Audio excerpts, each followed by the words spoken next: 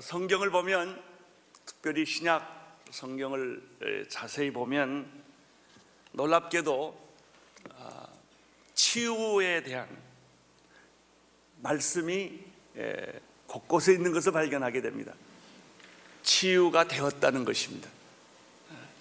치유의 그 능력과 그 축복에 대해서 성경이 말하고 있습니다. 오늘 읽은 말씀이 그런 말씀 중에 하나입니다. 베드로전서 2장 22절부터 잠깐 보겠습니다. 22절부터 24절까지 보겠습니다. 시작. 저는 죄를 범치 아니하시고 그 입에 괴사가 없으시며 욕을 받으시되 대신 욕하지 아니하시고 오직 공의로 심판하시는 자에게 부탁하시며 친히 나무에 달려 그 몸으로 우리 죄를 담당하셨으니 이는 우리로 죄에 대하여 죽고 의에 대하여 살게 하려 하십니다. 저가 채찍에 맞음으로 너희는 나음을 입었도다. 예수님께서 채찍에 나무에 달려, 나무는 십자가를 의미합니다. 예수님께서 나무에 달려 그 몸으로 우리의 죄를 이미 담당하셨다는 것입니다. 뿐만 아니라 죄에 대하여 죽고 의에 대하여 살게 하셨습니다. 우리는 이미 죄에 대하여 죽고 의에 대하여 살게 되었습니다. 뿐만 아니라 예수님께서 십자가에서 죽으셨을 때 그는 로마 군병들에 의하여 채찍에 맞았습니다. 우리가 잘 알다시피 로마 군대의 채찍은 약 1m, 좀 1m 내지 1m 50 되는 정도의 길이를 가지고 있는 가죽 채찍인데 제일 끝에 쇠붙이가 붙어 있어가지고 그 채찍으로 치면 살점이 뜯어지게 되어 있습니다. 이렇게. 바로 이것입니다. 예수님께서 채찍에 맞아서 살점이 뜯어지셨는데 그 상처, 채찍에 맞을 때 받았던 그 상처 때문에 여러분의 병이 치유되었다는 것입니다. 채찍에 맞음으로 너는 나음을 입었느니라. 예수님은 십자가를 지실 때 말할 수 없는 수모를 겪었습니다. 뺨을 맞고 침뱉음을 당하고 그리고 아주 수치스러운 그 욕을 잡수셨습니다. 그것 때문에 우리 안에 있는 모든 내면적 상처들이 치유되는 것이고 예수님의 몸에 맞은 그 상처, 치유, 채찍 때문에 그 채찍으로 말미암은 상처가 있습니다. 그 살점이 찢겨가는 그 상처라는 그 사건 때문에 우리의 병을 하나님께서 걷어가셨다는 것입니다. 마태복음 8장 16절 17절에 보면 다음과 같은 말씀이 있습니다. 한번 같이 읽겠습니다. 시작. 저물매 사람들이 귀신 들린 자를 많이 데리고 예수께 오거늘 예수께서 말씀으로 귀신들을 쫓아내시고 병든 자를 고치시니 이는 선지자 이사야로 하신 말씀에 우리의 연약한 것을 친히 담당하시고 병을 짊어지셨도다 함을 이루려 하십니다. 이 말씀은 이사야 53장에 기록되어 있는 예언의 말씀입니다. 메시아가 이 세상에 오시면 어떤 모습으로 죽을 것인가, 그 메시아가 고난받는 종으로서 어떻게 우리를 죄를 짊어지셨는가라는 말씀이 거기 나오는데 이것을 인용한 것입니다. 우리의 연약함을 친히 담당하시고 우리의 모든 병을 짊어지셨다. 그러니까 예수님께서 십자가에 못 박혀 죽으셨던 그 사건이 우리의 죄뿐만 아니라 우리가 인간이기 때문에, 인간으로 태어났기 때문에 가지고 있는 많은 부족함, 연약함, 이런 것들이 있습니다. 그 연약함과 부족함으로 말미암아 생기는 수많은 사건이 있어요. 뭐가 잘못돼서 고난이 온 게 아니라요, 미숙해서 고난이 올 때가 많아요. 몰라서. 내가 나쁜 짓을 해서 고난을 겪을 수도 있지만, 우리가 연약하고 미숙하고 무지해서 몰라서 고난을 겪는 수도 많아요. 어쨌든 우리의 연약한 모든 것들을 예수님이 다 담당하셨고, 또 우리의 병을 예수님께서 짊어지셨다, 이렇게 말합니다. 예수님이 십자가를 지셨다라는 말은 병을 짊어지셨다. 그래서 십자가를 정말 영적으로 바라보는 사람들은 십자가를 볼 때 웬 말인가 웬 은혜인가, 날 위하여 주님이 피 흘리고 살점 뜯기고 그 고생을 하면서 죽어가는 모습을 봅니다, 처음에. 그러나 십자가를 가만 보면 그 예수님은 부활하시고 그 십자가에 내 병과 내 약한 것과 내 수치와 내 절망이 십자가에 걸려 있는 걸 봅니다. 그래서 십자가를 바라볼 때 십자가 내가 처음 볼 때에 나의 죄가 거기에서 죽어 있는 현장을 목격하는 것입니다. 할렐루야. 처음에는 예수님의 죽은 모습이 보이지만, 그러나 여러분의 믿음의 눈으로, 거듭난 눈으로 십자가를 바라보면 예수님이 죽은 것, 예수님은 부활하셨어요. 그 십자가에 내 죄가 죽어 있고 내 절망이 죽어 있고 내 병이, 여기 있던 병이 십자가를 바라볼 때 이 병이 십자가로 가버리는 것입니다. 할렐루야. 예. 여러분들의 모든 병이 이 시간에 십자가로 다 이동되기를 축원합니다. 내 절망, 내 상처, 내 쓰라림, 내 아픔이 전부 이동이 되는 거예요. 이게 십자가를 바로 보는 눈이에요. 이게 십자가 괜히 걸고 다니지 마세요. 그냥 또 비싼 십자가 이렇게 걸고 다니고, 그렇다고 죄가 글로 이동하면 좋은데 폼만 가지고 다닌단 말이죠. 그게 십자가가 아니고, 진짜 십자가는 볼수록 예수님은 거기 안 계셔요. 이미 부활하셨기 때문에, 영광 중에 부활하셨기 때문에.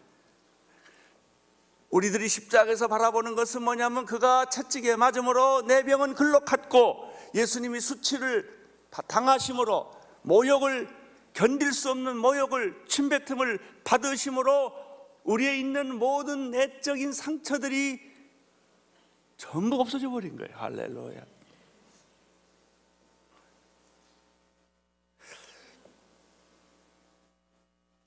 예수님의 그 말씀을 보면, 특별히 여러분들이 성경 읽을 때 이번 고난 주간에 그렇게 한번 읽어보세요. 마태복음, 마가복음, 누가복음, 요한복음 있는데요, 어떤 성경을 보면 예수님이 한 말을 빨간색으로 이렇게 다 해놨어요. 다른 얘기는 다 빼고 빨간 것만 쭉쭉 읽어보는 거예요. 마태복음에서부터 요한복음에까지 예수님이 하신 말씀 중에서 빨간 말로 된 것만 골라서 큰 소리로 내 귀에 들리게 읽는 거예요. 계속. 그러면 기적이 일어납니다. 그리고 굉장히 그걸 읽으면 놀라운 사실을 여러분이 발견하게 될 테인데, 너무나 의외로 예수님께서 병 고치는 얘기로 꽉 찼다는 거예요. 그리고 각색 병의 이름이 거기 다 나옵니다. 그 당시에 있는 불치병들의 이름이 거기 다 나와요. 뭐 옛날에는 암이 발견되지 않았으니까 그 얘기는 없지 않겠습니까? 요즘 최근에 발견된 뭐 에이즈 같은 거, 그런 거는 없지요. 그 당시에 발견할 수 있는 병들은 거기 다 나와요. 구약에 보면은 우리가 익숙하지 않은 병도 다 나옵니다. 그런데 예수님께서 그 병든 자를 고쳐주는 장면이 성경 전체 분량에서 너무 많은 분량을 차지한다는 거예요. 역시 사람은요, 육신을 가지고 있는 존재이기 때문에 이 병의 문제가 너무 심각한 거예요. 그것이 감기든 그것이 불치병이든 어떤 병이든 간에 그것은 아주 심각한 거예요. 그리고 이 병 때문에 우리는 너무나 많이 눌려 있고, 병 때문에 너무나 많은 시간을 보내고 있고, 병 때문에 우리는 너무나 돈을 많이 쓰고 있는 거예요. 그것은 그 당시나 지금이나 똑같습니다. 때로는 암으로, 내 주변에 어떤 분은 식문인갈로 오래 병원에서 신세를 지고 있습니다. 신체 불구를 맞이했습니다. 교통사고로 태어날 때부터 신체적인 문제가 있어요. 뇌가 파괴됐다든지, 뇌가 바이러스로 인하여 잘못됐다든지. 때로는 어떤 사람들을 보면은 자폐증이나 정신불련증이나 때로는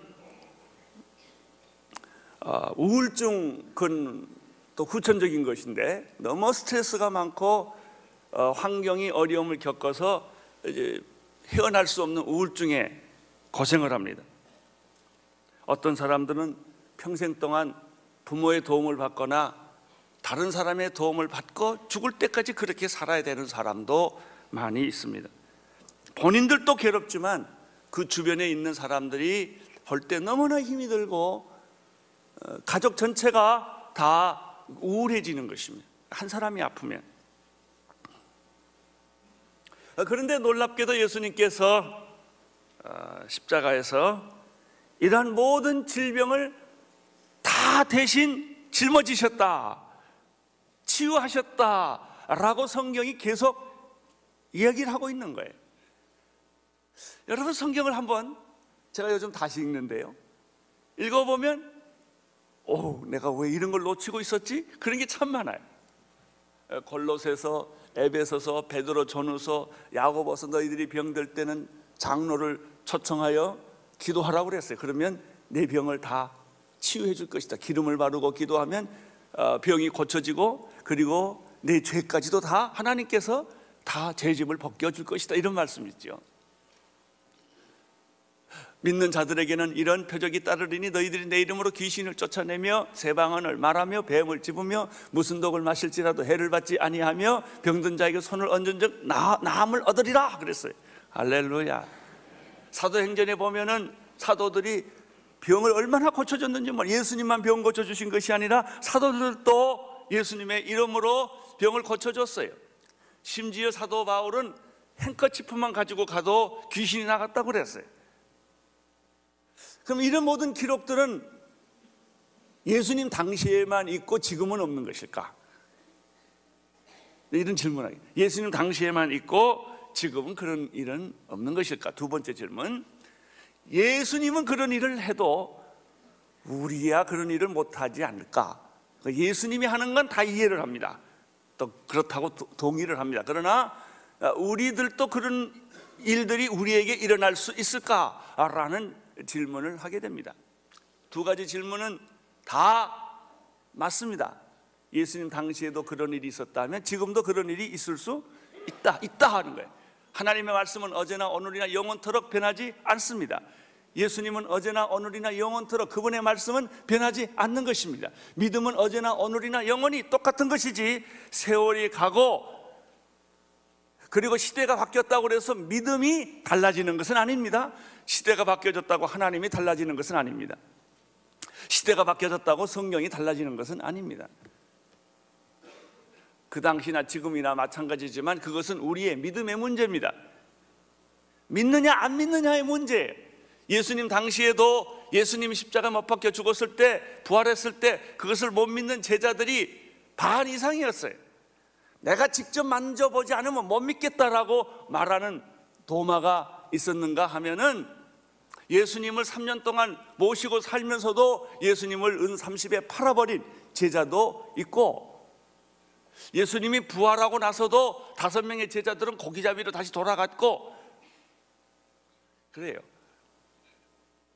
사실이 있지만, 사실이 눈앞에 있지만 안 믿는, 믿지 않는 사람들이 있다는 것입니다. 나는 오늘 여러분들이 믿는 사람이 되기를 축원합니다. 믿음을 갖는 축복이 여러분에게 있게 되기를 바랍니다. 믿는 자는 영광을 보리라. 믿는 자는 구원을 받습니다. 똑같은 구원의 설교를 듣고 어떤 사람은 예수를 합니다. 버트란 레슬 같은 사람은 나는 왜 그리스도인이 아닌가라는 책을 썼어요. 물론 그 책은 여러 가지 복잡한 철학적이고 문화적인 요소들이 많이 있습니다만은, 그럼에도 불구하고 결론은 간단해요. 예수 안 믿겠다 이거예요. 니체를 보십시오. 니체가 예수님을 얼마나 많이 연구한 사람인 줄 아십니까? 자라투스트라는요, 마태복음 5장하고 똑같은 문체입니다. 마태복음 5장을 보고 화가 나가지고 자라투스트라를 썼어요. 그래서 보면은 그 팔복과 똑같은 형태의 글을 만들었던 것을 알 수가 있습니다. 이분은 하나님을 너무나 많이 생각했고 교회도 다녔고 예수님을 믿었던 사람인데 신은 죽었다라고 말한 거예요. 안 믿은 거예요. 지식이 없어서 하나님 안 믿는 거 아닙니다. 지식이 있어도 안 믿을 사람은 안 믿습니다. 그러나 믿는 자는 하나님의 영광을 보게 될 것입니다. 믿는 자는 구원이 있을 것입니다. 이 믿는 자에게는 하나님께서 오늘 치유의 영광과 축복을 허락하여 주실 것입니다. 믿는 자에게는 하나님께서 상상할 수 없는 삶의 환희와 기쁨과 열정과 그리고 능력들을 경험하게 될 것입니다. 나는 오늘 여러분들이 교회 그냥 다니는 분들이 아니라 확실한 믿음을 갖게 되기를 축원합니다. 예수님으로부터 오는 믿음, 말씀을 믿는 믿음, 성령으로 오는 그 믿음을 여러분 마음속에 성령으로 말미암아 그 믿음이 생겨서, 그것은 여러분이 공부를 많이 하고 책을 많이 읽고 경험을 많이 해서 얻어지는 믿음이 아니라, 돌을 닦아서 생기는 믿음이 아니라 예수 그리스도를 믿음으로 말미암아 생기는 믿음이, 하나님으로부터 오는 믿음이, 성령으로부터 오는 믿음이 여러분 안에 있게 되기를 축원하는 것입니다. 그 믿음을 갖게 되면은 내 환경과 내 삶이 얼마나 힘들고 어렵고 고통스럽고 내가 어떤 형태의 질병을 갖고 있을지라도 탈출을 하는 것입니다. 해방되는 것입니다. 할렐루야.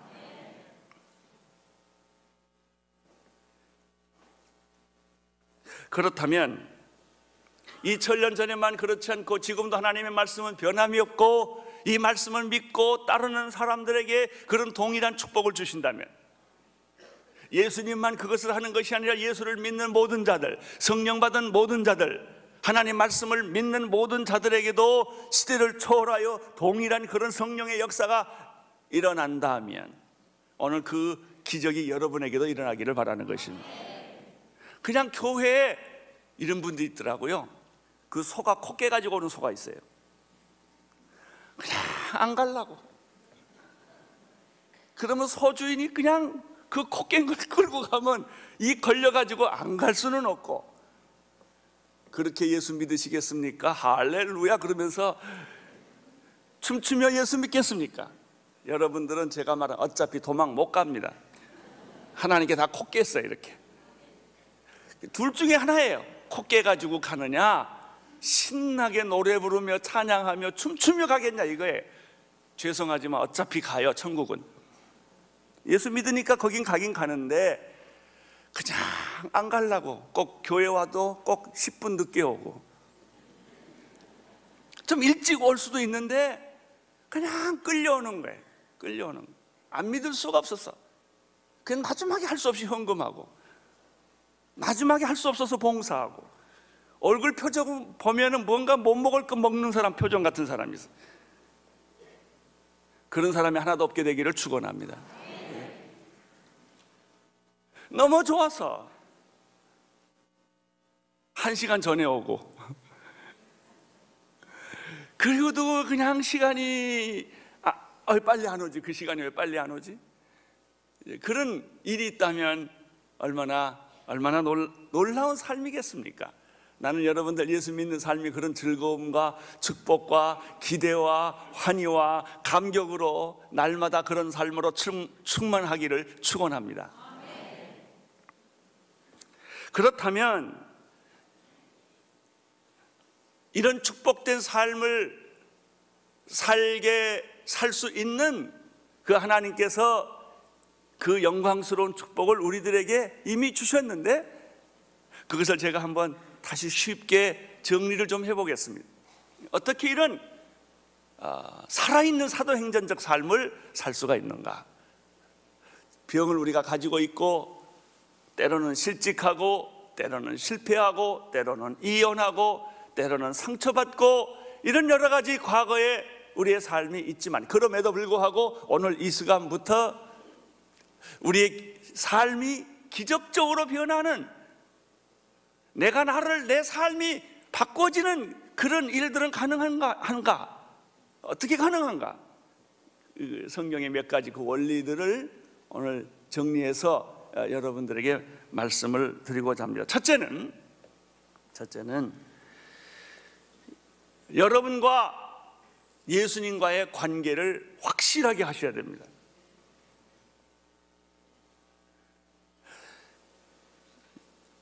예수 그리스도께서 십자가에 못 박혀 돌아가심으로 말미암아 하나님이 여러분을 자녀로 삼으셨는데, 누구든지 예수 그리스도를 영접하는 자 곧 그의 이름을 믿는 자들에게는 하나님의 자녀가 되는 권세를 주셨다는 사실을 확인하셔야 됩니다. 자, 첫 단계입니다. 오늘 이 자리에서 내가 한 5, 6단계를 쭉 끌고 가는데, 이 단계를 그대로 어린아이 같이 받아들이면 이 순간에 하나님이 기적을 여러분에게 베풀어 주실 거예요. 이게 약속이니까. 제일 첫 번째가 문제가 뭐냐면, 우리가 병 낫기를 기도하기 전에, 내 삶이 탈출되기 전에 가장 먼저 확인돼야 될 것은 나는 하나님의 아들이다라는 확인이에요. 이 관계가 안 만들어지면, 관계가 불확실하면 근거가 없습니다. 기적의 근거가 없어져요. 여러분, 하나님의 능력과 기적을 우리가 경험하는 가장 근본적인 근거는 여러분이 하나님의 아들 됐다는, 예수 그리스도 이름으로 아들 됐다는 이 관계 설정이 제일 중요합니다. 옆집 아들하고 내 집에 있는 아들은 다르다니까요. 여러분들은 하나님의 자녀가 되었음을 믿으시기를 바랍니다. 하나님 여러분을 지켜주시고 보호해 주시고 등록금 주시고 먹을 거 주시고 잠잘 거 도와주시고, 여러분 자녀가 병들면 부모가 눈물을 흘리며 밤을 새는 것처럼 이 관계 때문에 그런 거예요. 내 자식이니까 그런 거지, 남의 자식이면 그렇게 하겠어요? 이 관계라는 게 이렇게 무서운 거예요. 여러분들이 오늘 하나님의 능력과 기적을 체험하기 위해서는 제일 먼저 확인해야 될 것은 여러분은 하나님의 자녀가 되었다라고 하는 거예요.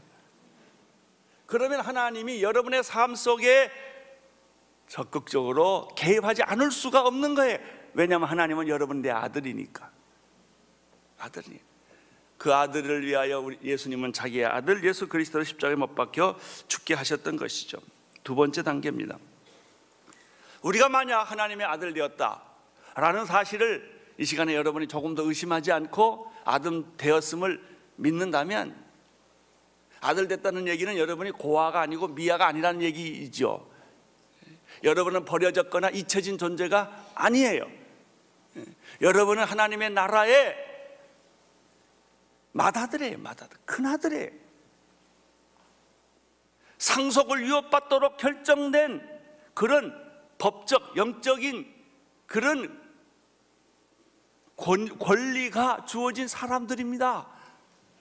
이것을 여러분이 분명히 확인하고 하나님 앞에 나가야 됩니다. 나는 하나님의 아들입니다.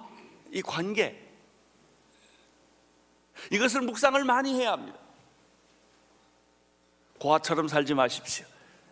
미아처럼 살지 마십시오. 여러분들이 버려진 사람이거나 잊혀진 사람이 아니라는 거예요. 할렐루야. 병 낫는 기적은 여기서부터 시작돼요.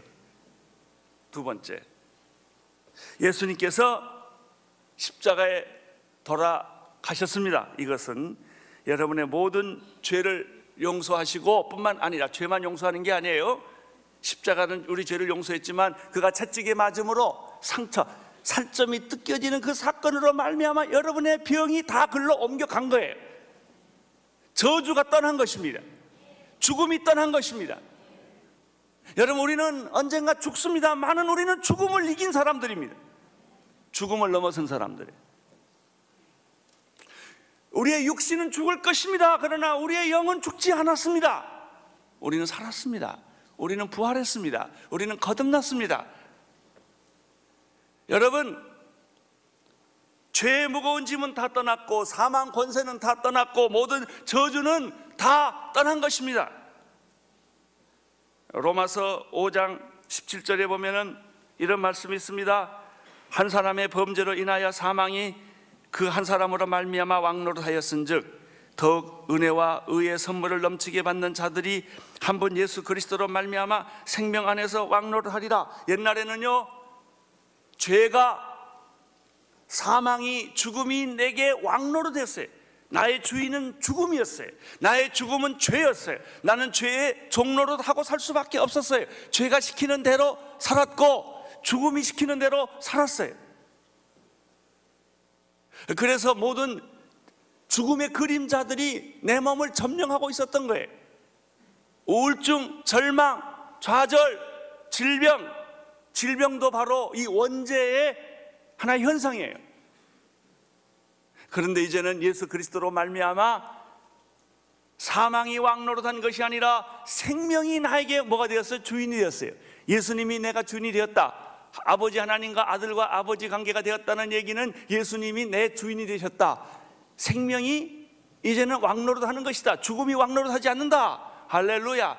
여러분, 이것을 선포하셔야 돼. 지금까지는 죽음이 여러분을 지배했어요. 예수 그리스도를 믿음으로 말미암아 여러분은 이제는 생명이 여러분을 지배하는 거예요. 생명의 법칙이 지배하는 거예요. 죽음의 법칙이 여러분을 지배하지 않습니다. 이 사실을 여러분들이 오늘 믿음으로 다시 묵상하셔야 됩니다. 확인하셔야 됩니다.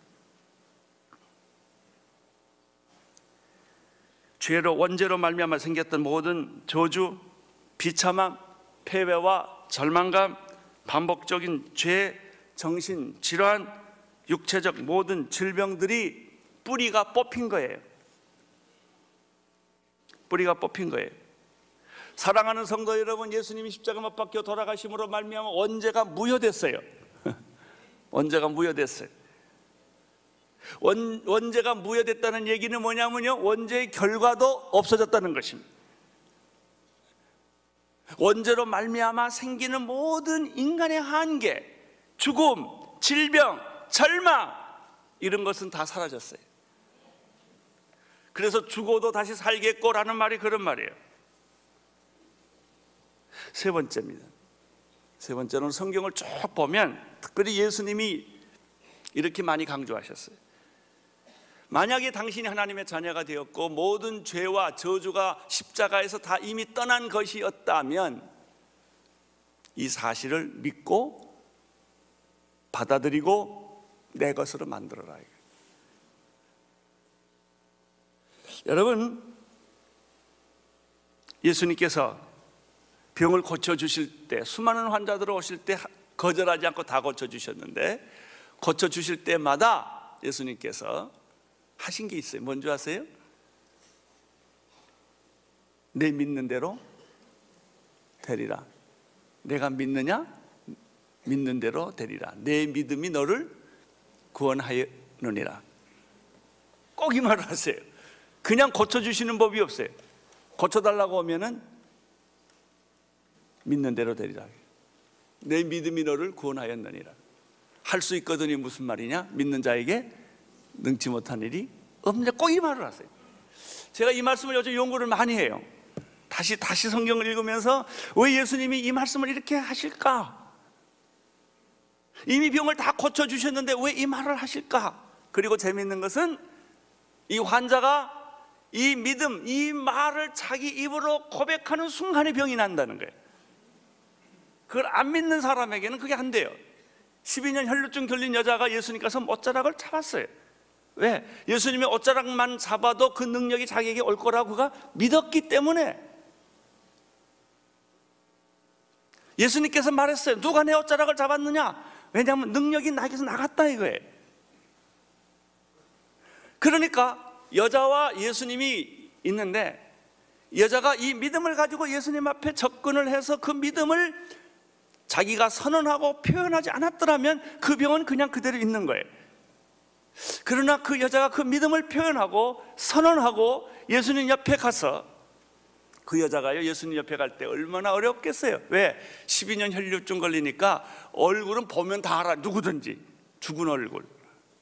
그리고 돈 다 썼어요. 그래서 그 여자는 냄새 났을 거예요. 얼굴은 화장 못했을 거예요. 냄새 났고 옷은 헐렀을 거예요. 이 여자가 가면 아무 누구도 환영하지 않았을 거예요. 근데 이 여자가 많은 사람들을 비집고 그 냄새 나고 욕하고 팔꿈치로 치는 그런 걸 뚫고 가서 예수님 곁에 가서 예수님 옷자락을 잡은 것은 믿음 때문이에요. 믿음. 내가 이렇게 하면 날 거라는 믿음. 예수님은 그걸 무지무지하게 중요하게 생각한다는 거예요.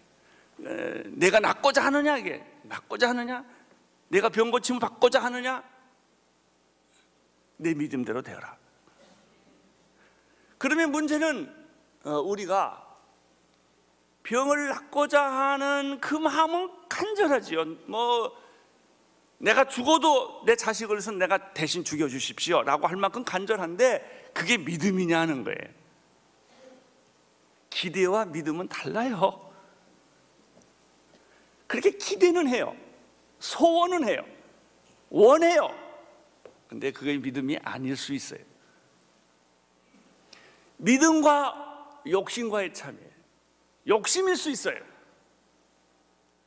진급해달라, 내 사업 자기 해달라, 이게 뭐냐 이거예요. 그게 단순한 여러분의 기대입니까? 그것이 또 파고 또 파고 보면 어떤 보면 당신의 욕심일 수 있어요. 욕심일 수 있어요. 욕심과 여러분이 간절한 기대는 믿음이 아니에요. 정말 예수님이 이 병을 고쳐줄 수 있다는 그 믿음이 있냐는 거예요. 그 믿음이 있냐는 거죠.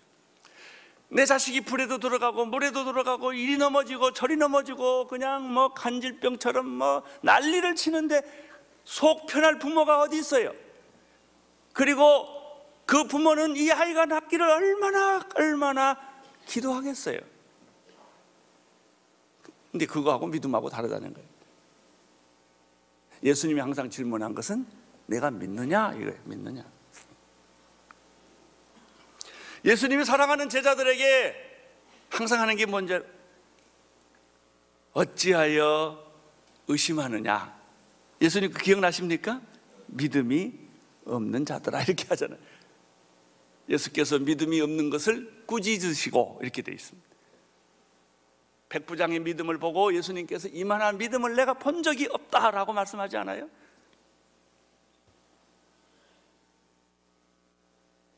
또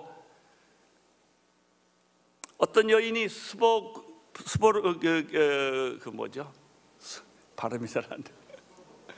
그 여자가 예수님께 뭘 요청했을 때 나는 이방인들은 관심 없다 그래요. 그러니까 여자 그러잖아요. 개라도 주인의 상에서 떨어지는 부스러기 먹지 않습니까? 나 개입니다, 개.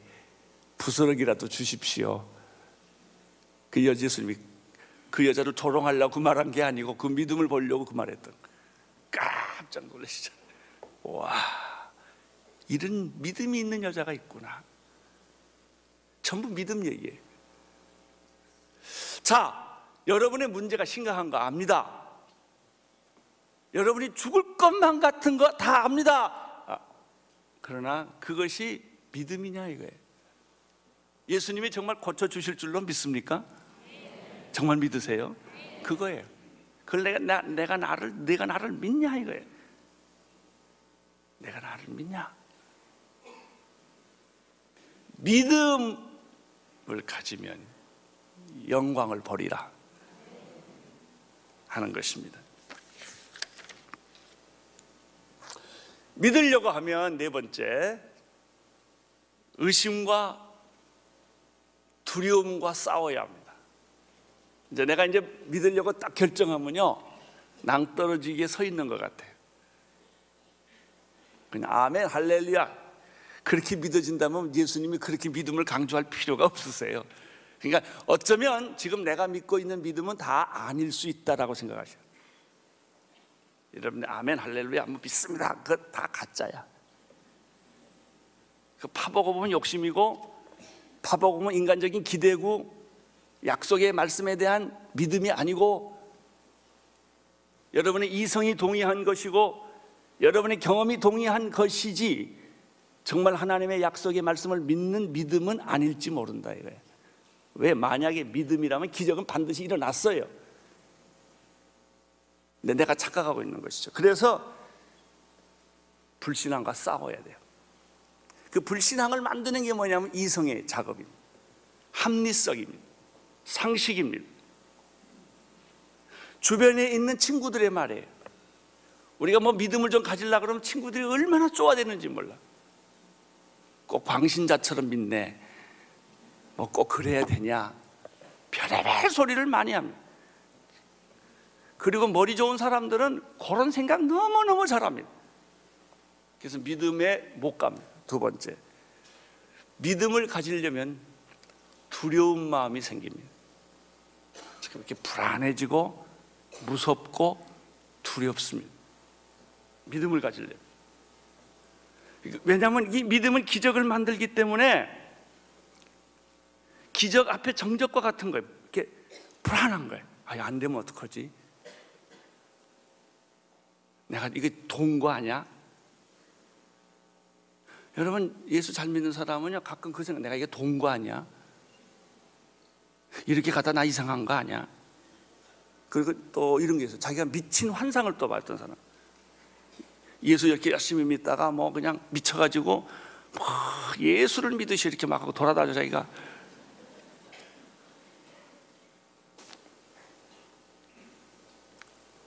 여러분, 우리가 믿음을 갖지 못하게 하는 것 중에 하나가 환경입니다. 절망적인 환경, 배고픈 환경, 불가능한 것, 증거는 아무것도 없거든요. 무모한 것 같이 느껴요. 이것들이 다 이게 장애물들이에요. 이런 게 있어요. 이거를 뚫고 나가야 돼요. 뚫고 나가야 돼요. 그래서요, 누가 믿음 제일 좋으냐면요, 급한 사람이 제일 좋아. 그냥 황당하게 당하면 이런 거 저런 거 생각할 여유가 없는데 조금만 여유 주면 또 돌아가, 머리가 뱅뱅. 그래서 급할 때는 아멘 할렐루야하고 새벽기도 나오고 금식하고 다 하다가 조금 풀어지면 또 옛날로 돌아가요. 그 이성의 작업, 상식의 작업, 합리성의 작업이 또 나를 지배하는 거예요. 그리고 우리의 믿음을 갖게 하기 위한 장애물이 또 있는데, 그게 뭐냐면 마귀의 속임수예요. 마귀가 우리에게 거짓 환상을 주는 거예요. 마귀가 이미 죄가 없는데도 죄가 있는 것처럼 말해줘요. 우리의 과거의 옛날의 습관이 있는데 그 습관이 마치 사실인 것처럼 그런 생각을 해요. 제가 요즘에 재미있는 일 하나 경험하고 있어요. 요즘 몇 주 동안에 너무 재밌어요. 요즘 내가 설교해놓고 내가 너무 재밌는데, 그 중에 하나가 이제 내가 내 병하고 내 병명 다 알잖아요. 쫙. 이제 그 중에 하나가 내가 고치고 싶은 게 뭐냐면 이 허리가 늘 나는 이렇게 굽어요. 이렇게 아세요? 약간 이러고 다녀요. 이러고. 내가 신경을 안 쓰면 이게 이렇게 가요. 이게 이제 왜 그러냐면 키가 커가지고 서 있는 게 너무 미안해가지고 항상 그런 게 오랜 세월 동안 지나서 이제 허리가 이렇게 늘 굽어요. 근데 내가 그 충고를 많이 듣거든요. 목사님, 허리 좀 피세요.